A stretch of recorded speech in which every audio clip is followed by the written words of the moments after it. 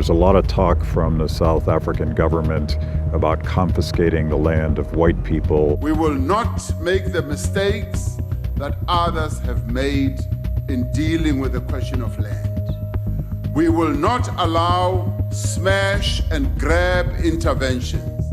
And really going in the direction of Zimbabwe. Couldn't accept perpetual occupation of most of our fertile land by others and not by ourselves. That we objected to, and the British should know that. This is Zimbabwe. It cannot be an extension of Britain. Is this a good idea? Yeah, look, the fastest way to impoverish the country economically would be to adopt that kind of policy whereby you would have properties being confiscated, being expropriated without compensation whatsoever on a coercive basis. That would be the fastest way for the economy to implode. Besides that happening internally, it would send a negative signal to potential investors out there that this is not the market to which they should aspire to direct their investments. So they would look at other markets for them to invest in. So that would happen in the short term. It would not be a long-term thing. But my advice, again, to substantiate to my point of view is that, look, we can look at contemporary systems right now, like socialism in Venezuela. It's a dramatic failure. It's empty shops. There are no goods. The economy is imploding.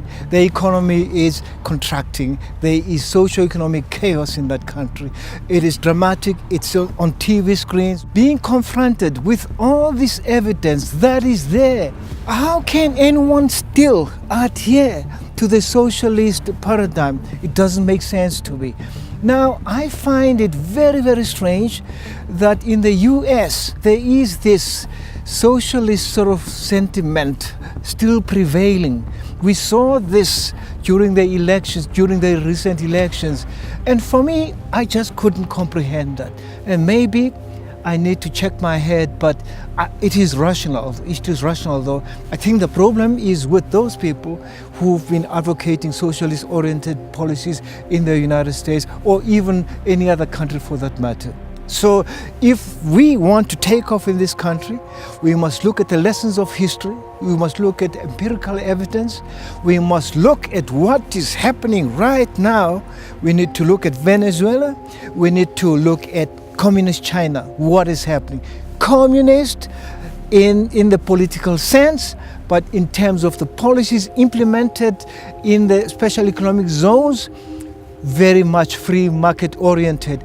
And the thing is, what is happening currently now is that the special economic zone concept is being rolled out. I think a person who still subscribes to the socialist concept itself is somebody who needs to see a psychologist.